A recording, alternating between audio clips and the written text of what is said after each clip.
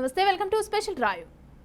మాజీ మంత్రి వైఎస్ వివేకానందరెడ్డి హత్య జరిగి 5 ఏళ్లు దాటింది. ఇప్పటికే నిందితులు ఎవరూ తేలలేదు.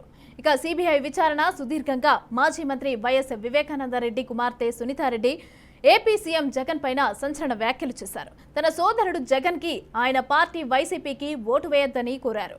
ఇక తన అనుకునే వాళ్ళకే కాకుండా అందరికీ కూడా సహాయం చేసే వాళ్ళకి మాత్రమే ఓటు వేయాలని పిలుపునిచ్చారు. హత్యలకు పాల్పడే వారికి పాలించే హక్కు లేదని సునీత తేల్చి చెప్పారు. తాను ఎక్కడికి వెళ్లినా వివేక హత్య కేసు గురించి అడుగుతున్నారని, ఈ కేసులో పోరాటం అండగా నిలిచిన టీడీపీ అధినేత చంద్రబాబు, అలాగే జనసేన అధినేత పవన్ కళ్యాణ్, ఎంపీ రఘురామకృష్ణంరాజుకు సునీత ధన్యవాదాలు తెలిపారు. విశ్వసనీయత పదే పదే వింటుంటాం. మాట తప్పను, మడమ తిప్పను, నా అక్క నా చెల్లమ్మ ఏమైంది ఇవన్నీ ఎప్పుడు పదే పదే అంటుంటారు. మా నాన్న విషయంలో ఇవన్నీ మనకు గుర్తురావా? ఏమైనా మన విలువలు? ఏమైంది చెల్లమ్మ? నాకిచ్చిన మాట ఏమైంది? ఇంకోటి అంటుంటారు దుష్ట చతుష్టయం. సరే, అపోజిషన్ పార్టీస్కి మీరు ఏమైనా పేర్లు పెట్టండి. వివేకానంద రెడ్డి గారిని చంపిన దుష్టులను వదిలేస్తే ఎట్లా? వాళ్ళని వదిలేయడం కాదు, వాళ్ళకి ఇంకా ఒత్తాసు పలికి వాళ్ళకి సపోర్ట్ చేయడం ఉంటే తప్పు కాదా? మంచికి చెడుకి యుద్ధం అంటారు. ఇక్కడ ఏది మంచి ఏది చెడు? చంపినోళ్ళని ప్రొటెక్ట్ చేయడం మంచిదా? నా దృష్టిలో షర్మిల ఒక్కరే తనకు మొదటి నుంచి కూడా అండగా నిలిచారని గుర్తు చేశారు. 700 మందికి పైగా కుటుంబ సభ్యులు ఉన్నారని, తనకు వసుదైవ కుటుంబం ఉంది అని పులివెందులలో ఆ రోజు చెప్పిన మాటలు వెనక్కి తీసుకుంటున్నారని తెలిపారు. తన తండ్రి హత్య కేసులో జగన్ పాత్ర పైన విచారణ జరపాలని డిమాండ్ చేశారు. గొడ్డలితో నరికి చంపారు అనే విషయం ఆయనకి ఎలా తెలుసు అన్న విషయం కూడా బయటికి రావాలని అన్నారు. జగన్ వివేకానందరెడ్డిని గొడ్డలితో చంపారు అని చెప్పారు. అదెలా తెలిసింది అని ప్రశ్నించారు.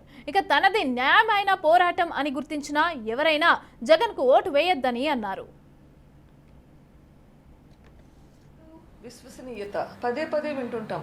మాట తప్పను, మడమ తిప్పను, నా అక్క నా చెల్లమ్మ ఏమైంది ఇవన్నీ ఎప్పుడు పదే పదే అంటుంటారు. మా నాన్న విషయంలో ఇవన్నీ మనకు గుర్తురావా? ఏమైనా మన విలువలు? ఏమైంది చెల్లమ్మ? నాకిచ్చిన మాట ఏమైంది? ఇంకోటి అంటుంటారు దుష్ట చతుష్టయం. సరే, అపోజిషన్ పార్టీస్కి మీరు ఏమైనా పేర్లు పెట్టండి. వివేకానంద రెడ్డి గారిని చంపిన దుష్టులను వదిలేస్తే ఎట్లా? వాళ్ళని వదిలేయడం కాదు, వాళ్ళకి ఇంకా ఒత్తాసు పలికి వాళ్ళకి సపోర్ట్ చేయడం ఉంటే తప్పు కాదా? మంచికి చెడుకి యుద్ధం అంటారు. ఇక్కడ ఏది మంచి ఏది చెడు? చంపినోళ్ళని ప్రొటెక్ట్ చేయడం మంచిదా? నా దృష్టిలో కాదు. ఎస్, మంచికి చెడుకు విలువలు, విశ్వసనీయత. హత్య కేసులో అప్రూవర్గా మారిన దస్తగిరి ఇటీవల సంచలన వ్యాఖ్యలు చేశారు. వైఎస్ జగన్ ప్రభుత్వం వల్ల తనకు ప్రాణహాని ఉందని అన్నారు. తెలంగాణ సీఎం రేవంత్ రెడ్డి తనకు రక్షణ కల్పించాలని కోరారు. మాట నా నోటి నుంచి వస్తే కేసే నీరుగారిపోయి అందరూ రిలీజ్ అయ్యి బయటికి వస్తారు. అంతేకాకుండా ఈ ఆంధ్రప్రదేశ్లో పూర్తి స్థాయిలో రాజకీయంగా ఎఫెక్ట్ ఉండేది వైఎస్ వివేకానందరెడ్డి హత్య కేసు. జగన్మోహన్ రెడ్డి చిన్నాయన అయినందుకు ఆయనకు ఎఫెక్ట్ ఎక్కువ ఉందంట. ఓట్లు పడని పరిస్థితి అంట. అందువల్ల నాకు డబ్బు ఇచ్చి ప్రస్తుతానికి 20 కోట్లు అడ్వాన్స్ కింద పెట్టుకో అని చెప్పి దేవరెడ్డి శివశంకర్ రెడ్డి కొడుకు చైతన్యారెడ్డి అతను జైల్లోకే ఒక డాక్టర్ లాగా పేషెంట్లకు పరీక్ష చేసేలాగా వచ్చి పూర్తి స్థాయిలో అతను నన్ను ప్రలోభాలకు గురి చేయడం జరిగింది. అయితే ఈ రోజున నేను ఇక్కడికి నాంపల్లి కోర్టు సిబిఐ కోర్టుకు రావడం జరిగింది. ఎందుకంటే నా మీద వారెంట్ ఇష్యూ కావడం జరిగింది. నన్ను అరెస్టు చేయమని ఆర్డర్స్ వచ్చినాయంట. ఎందుకంటే నేను జైల్లో ఉన్నందున సిబిఐ అధికారులు సైతం మా లాయర్లు సైతం వాళ్ళకి చెప్పడం జరిగింది. వివేకానందరెడ్డి కేసు అనేది ఒక సంచలనాత్మకమైనది.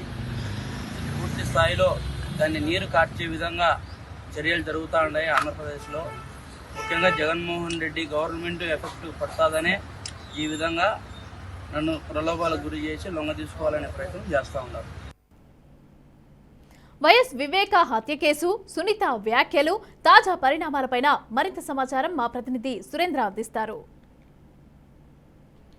వైఎస్ సునీతారెడ్డి సంచలన వ్యాఖ్యలు చేశారు. ఇప్పుడే తన తండ్రి హత్య విషయంలో కావచ్చు, కడప జిల్లాలో ఈ విషయం మీద చాలా దుమారం రేగే అవకాశాలు కనిపిస్తూ ఉన్నాయి. తన తండ్రి హత్య విషయంలో ఎటువంటి సపోర్ట్ చేయలేదు ముఖ్యమంత్రి. అలాంటి ముఖ్యమంత్రి మా అన్నకు ఎట్టి పరిస్థితుల్లో ఓటు వేయద్దని చెప్పి సంచలన వ్యాఖ్యలు చేశారు వైఎస్ సునీతారెడ్డి. దాదాపు 5 ఏళ్ళు కావస్తూ ఉంది. మరి కొన్ని నెలల్లో ఎన్నికలు కూడా సమయం ఆసన్నమైంది. సరిగ్గా గత ఎన్నికల సమయంలోనే తన తండ్రి హత్య అత్యంత కిరాతంగా జరగబడింది. ఆ హత్య విషయంలో అందరినీ కూడా సపోర్ట్ చేస్తూ వస్తూ ఉన్నాడు వైఎస్ జగన్మోహన్ రెడ్డి. అలాంటి పార్టీకి ఓట్లేసి మరోసారి ప్రభుత్వాన్ని తీసుకురావద్దని చెప్పి వైఎస్ సునీతారెడ్డి ఢిల్లీ వేదికగా ఈరోజు ప్రెస్ మీట్ పెట్టి తన వ్యాఖ్యలను అయితే చేసినటువంటి పరిస్థితి ఉంది.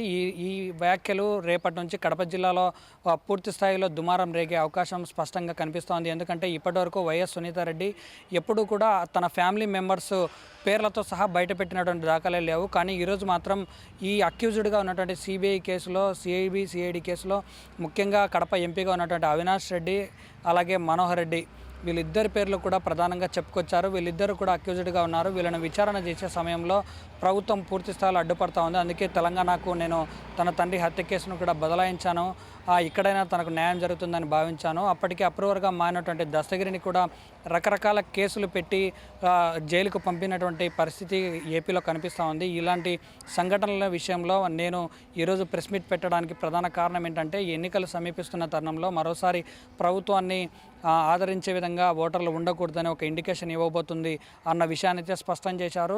ఈ ఆరోపణల నేపథ్యంలో రాజకీయ రంగు కూడా పులుముకునే అవకాశం ఉంది. ఎందుకంటే వైఎస్ సునీతారెడ్డి అలాగే వైఎస్ షర్మిల ఇద్దరు కూడా చంద్రబాబు ఇచ్చిన స్క్రిప్ట్ చదువుతున్నారని చెప్పి వైసీపీ శ్రేణులందరూ కూడా ఆరోపిస్తూ ఉన్నారు. అట్ ది సేమ్ టైం తల్లికి చెల్లికి న్యాయం చేయలేని వాడు మరోసారి ప్రభుత్వాన్ని ఏర్పాటు చేయడానికి అర్హుడు కాదని చెప్పి టీడీపీ శ్రేణులు కూడా తన పార్టీ నుంచి కూడా చాలా వరకు ఆరోపణలు చేస్తూ ఉన్నారు. ఈ మొత్తం వ్యవహారంలో ఈరోజు స్పష్టంగా అవినాష్ రెడ్డి పేరు, మనోహర్ రెడ్డి పేరు చెప్పడంతో రేపటి నుంచి వైసీపీ నుంచి కూడా సునీతారెడ్డికి గట్టిగా కౌంటర్ తగిలే అవకాశం ఉంది. ఎందుకంటే రాజకీయ దుమారం రేపే నేపథ్యంలో రేపటి నుంచి ఎన్నికలు కూడా దగ్గరగా ఉన్నాయి కాబట్టి మరోసారి ఈ విషయాన్ని తెర మీదకి తెచ్చింది. సునీతారెడ్డి వెనక రాజకీయంగా ఉన్నటువంటి నాయకులందరూ కూడా సపోర్ట్ చేసి తనను ఈరోజు ఢిల్లీ వేదికగానే తనతో ప్రెస్ మీట్ పెట్టించి బలవంతంగానే తన అన్నకు మీదకి యుద్ధాన్ని చేసే విధంగా ప్రయత్నం చేస్తున్నారనే విషయాన్ని అయితే ఇప్పటికే మనకు అర్థమవుతుంది. ఎందుకంటే వైసీపీ పార్టీ కడప జిల్లాలో చాలా బలంగా ఉంది. వైసీపీ శ్రేణులు కూడా చాలా బలంగా ఉన్నారు. వివేకానంద రెడ్డి హత్య కేసు జరిగినప్పటి నుంచి కూడా చాలా రాజకీయ పరిణామాలు జరిగాయి. అప్రూవర్గా మారినటువంటి దస్తగిరితో పాటు ప్రజెంట్ చంద్రగూడ జైల్లో హైదరాబాద్లో రిమాండ్ ఖైదీలుగా ఉన్నటువంటి యాదాటి సునీల్ కుమార్ కావచ్చు, అలాగే గజ్జల ఉమాశంకర్ రెడ్డి కావచ్చు, దేవిరెడ్డి శివశంకర్ రెడ్డి కావచ్చు, వీళ్ళందరితో పాటు ఏ8గా అవినాష్ రెడ్డి పేరును కూడా ప్రస్తావించారు.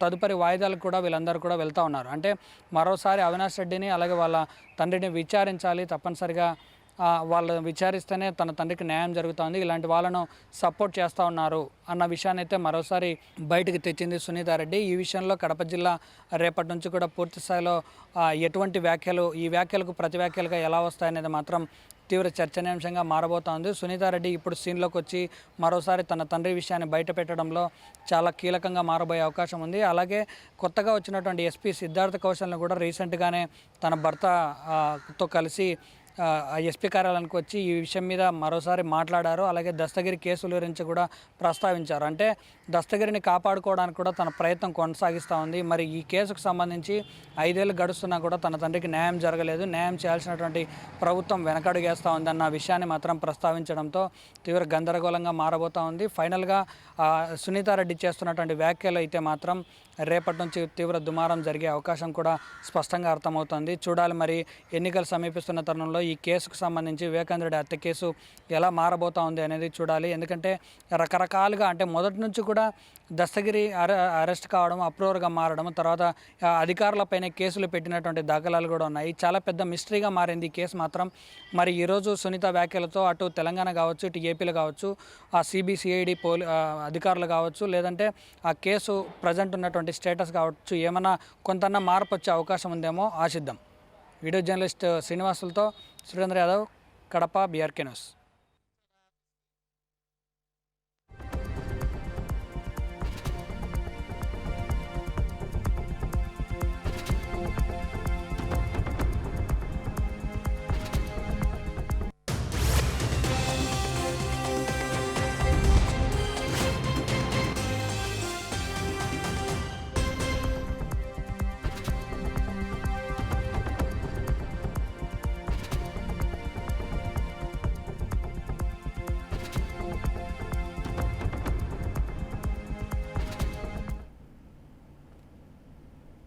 రైట్, ఇక ఈ అంశానికి సంబంధించి అయితే విజయవాడ నుంచి మా ప్రతినిధి శ్రీనివాస్ లైవ్ లో సిద్ధంగా ఉన్నారు. శ్రీనివాస్, చెప్పండి, ఇప్పుడు వివేకానంద హత్య జరిగి అయితే మొత్తానికి 5 సంవత్సరాలు అవుతుంది, అయినా కూడా కేసు ఏ కొలిక్కి కూడా రాలేదు అని చెప్పేసి సునీత మళ్ళీ కూడా ఇదంతా తెరపైకి తెస్తా ఉన్నారు. అయితే మొత్తం దస్తగిరిని కాపాడే ప్రయత్నం చేస్తున్నారు అనేసి చెప్పడం జరుగుతోంది. అయితే దస్తగిరి కూడా ఒక స్టేట్మెంట్ అనేది ఇచ్చారు, ఎవరు హత్య చేశారు ఏంటి అనేసి విషయం కూడా. అయితే దీన్ని మొత్తం జగన్ కాపాడుతున్నారు, జగన్ కి ఓట్లు వేయద్దు అనేసి చెప్పి కూడా ఓపెన్ గా మాట్లాడడం జరుగుతోంది సునీత. అయితే దీన్ని ఏ విధంగా చూడొచ్చు అంటారు?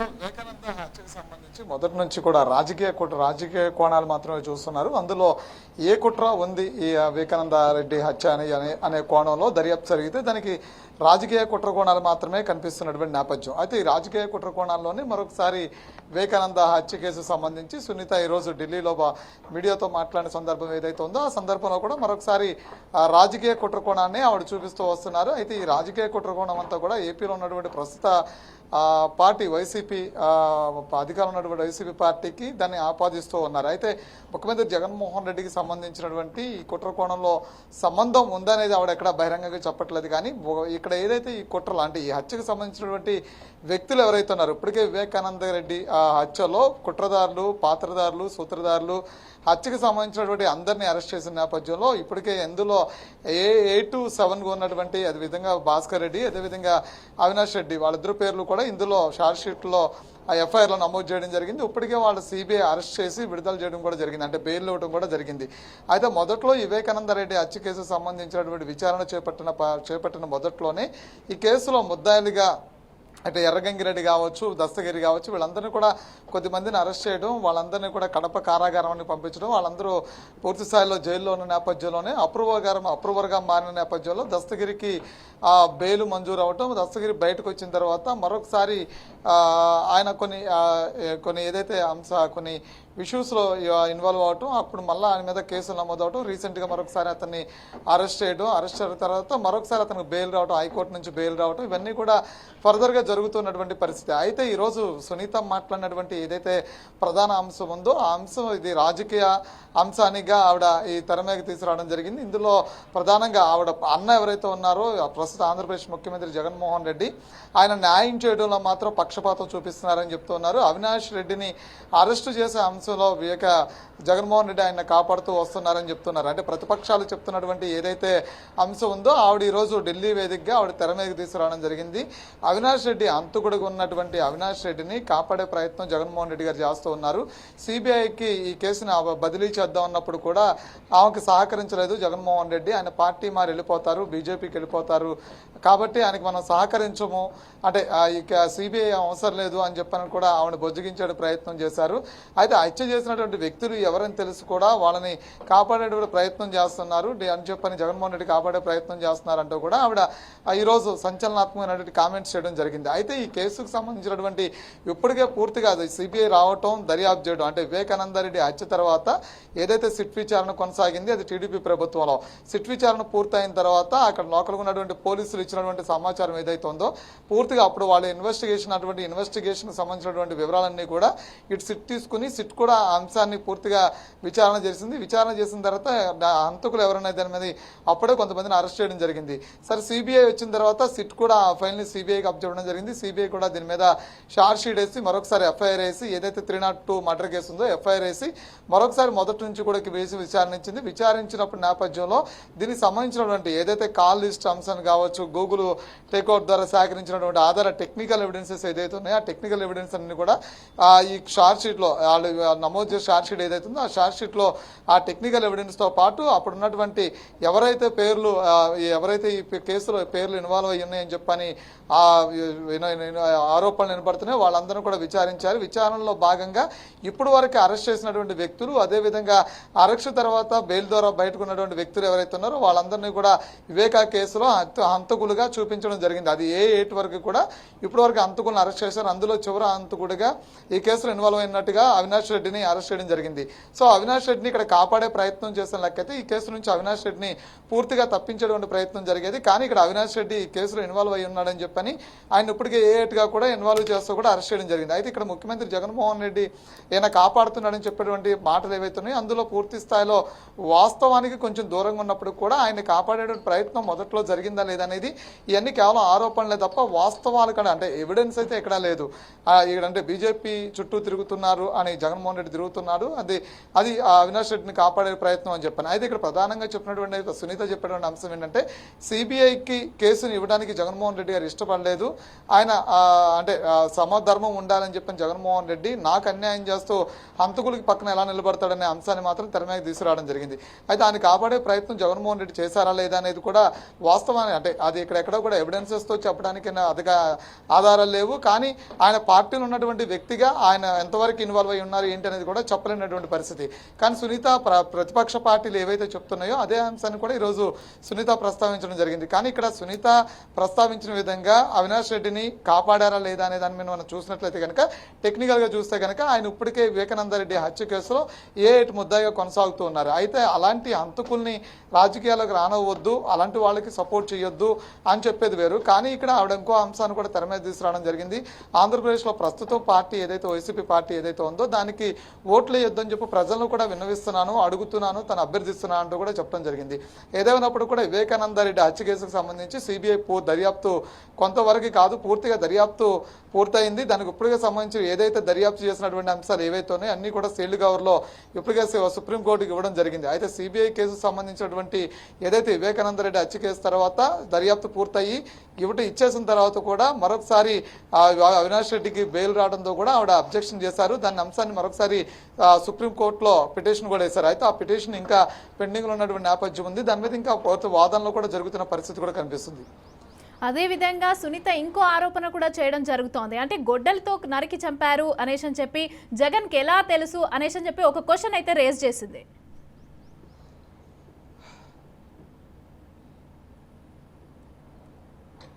సో ఇది ప్రతిపక్ష పార్టీలు ఎప్పటి నుంచో కూడా చెప్తున్నాయి. అంటే ఆ రోజు ఇన్సిడెంట్ జరిగిన తర్వాత పోస్ట్ మార్టం పూర్తి కాకముందే పోస్ట్ మార్టం కూడా పూర్తి కాలేదు, అప్పటికి ప్రాథమికంగా దర్యాప్తు కూడా పూర్తి కాలేదు, అప్పుడు పోలీసులు ఇంకా స్టేట్మెంట్స్ కూడా ఏమీ రికార్డ్ చేయలేదు.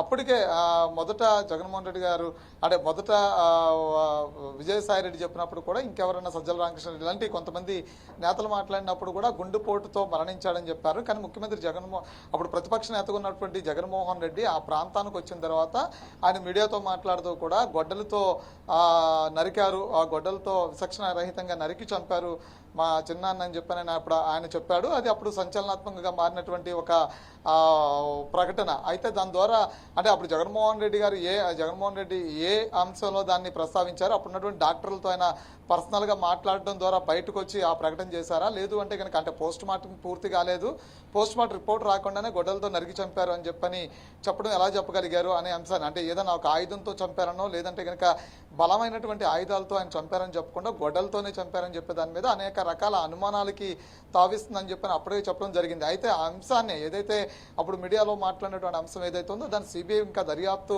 కొనసాగుతున్నటువంటి పరిస్థితి అయింది. అయితే ఆ దర్యాప్తులో భాగంగా అంశాన్ని జగన్మోహన్ రెడ్డి ఎలా ప్రస్తావించగలిగారనేది ఇప్పుడు ఆయనే చెప్పాల్సినటువంటి పరిస్థితి ఉంది. అయితే దాని మీద ఇప్పుడు వరకు ఎవరికి సరైనటువంటి స్పష్టత లేదు. అయితే ఈ అంశాన్ని అంటే పదే ఇటు ప్రతిపక్షాలు మాట్లాడినా, వివేకానందరెడ్డి కుమార్తె సునీత మాట్లాడినా, ఇంకెవరు ఈ అంశాన్ని మాట్లాడినా ముందే జగన్మోహన్ రెడ్డికి ఎలా తెలుసు అనే అంశాన్ని ఇప్పటివరకు ఎవరు కూడా అంటే వీళ్ళు మాట్లాడుతున్నప్పుడు కూడా ఇటు పక్క నుంచి కూడా ఎవరు కూడా దీని మీద ఇంతవరకు వివరణ ఇచ్చేటువంటి ప్రయత్నం చేయలేదు. సో ఇదే అంశాన్ని సిబిఐ దృష్టికి కూడా తీసుకెళ్లారు. సిబిఐ దీని మీద కూడా మేము విచారణ చేస్తామని చెప్పని కూడా గతంలో చెప్పడం జరిగింది. అయితే ప్రస్తుతం ఏదైతే ఆ అంశాన్ని మాట్లాడినటువంటి ప్రస్తుతం ఆంధ్రప్రదేశ్ ముఖ్యమంత్రి ఉన్నారు కాబట్టి దాని సిబిఐ ఇంకా దర్యాప్తు కొనసాగించేటువంటి నేపథ్యం ఏదైతే ఉందో ఆ నేపథ్యంలో పెండింగ్ ఉన్నటువంటి అంశాన్ని మరొకసారి విచారణ చేసేటువంటి నేపథ్యంలో దాని మీద వివరణ తీసుకునేటువంటి ప్రయత్నం సిబిఐ చేస్తుందా లేదనేది కూడా వేసి చూడాల్సినటువంటి పరిస్థితి. అయితే అది ఏ సందర్భంలో మాట్లాడారు, అక్కడ ఉన్నటువంటి వ్యక్తుల ద్వారా సమాచారాన్ని తెలుసుకుని మాట్లాడారా, లేదంటే కనుక అక్కడ ఈ ఇన్సిడెంట్ ఇలా జరిగిందని చెప్పి అక్కడ ఉన్నటువంటి స్థానికంగా ఉన్నటువంటి పోలీసులు ముందు అక్కడ ఏదైనా ఆయుధాలను గుర్తించడం ద్వారా ఆయన అంశాన్ని మాట్లాడగలిగారా, లేదంటే డాక్టర్లతో పర్సనల్గా మాట్లాడితే కనుక ఇదేదో గొడ్డలతో నరికినట్టుంది, దీన్ని స్పష్టత ఇవ్వలేము, పోస్ట్ మార్టం తర్వాత స్పష్టత ఇస్తామంటే కనుక ముందుగానే ఈయన అంశాన్ని మాట్లాడడం జరిగిందా ఏంటి అనే దాని మీద కూడా ఇంకా స్పష్టత రావాల్సినటువంటి నేపథ్యం ఉంది. అయితే సునీత ఈరోజు ఈ అంశాన్ని ప్రధానంగా మాట్లాడడం కాదు, గతంలో కూడా ఏదైతే గొడ్డల వేటు అనే అంశాన్ని గతంలో కూడా ప్రతిపక్షాలు అనేక సందర్భాల్లో మాట్లాడుతూనే వస్తున్నటువంటి పరిస్థితి కూడా కనిపిస్తుంది. అయితే అది ముఖ్యమంత్రి జగన్మోహన్ రెడ్డి, ప్రస్తుత ముఖ్యమంత్రి, అప్పుడు ప్రతిపక్ష నేత జగన్మోహన్ రెడ్డి అది ఏ ఇంటెన్షన్లో మాట్లాడాలనేది కూడా పరిశీలించాల్సిన పరిస్థితి. అదైతే సిబిఐ దాన్ని ఎంతవరకు కన్సర్న్ చేస్తుంది, ఎలా ముందుకు తీసుకెళ్తుంది అనే అంశాన్ని కూడా చూడాల్సిన పరిస్థితి ఉంటుంది. Right, thank you.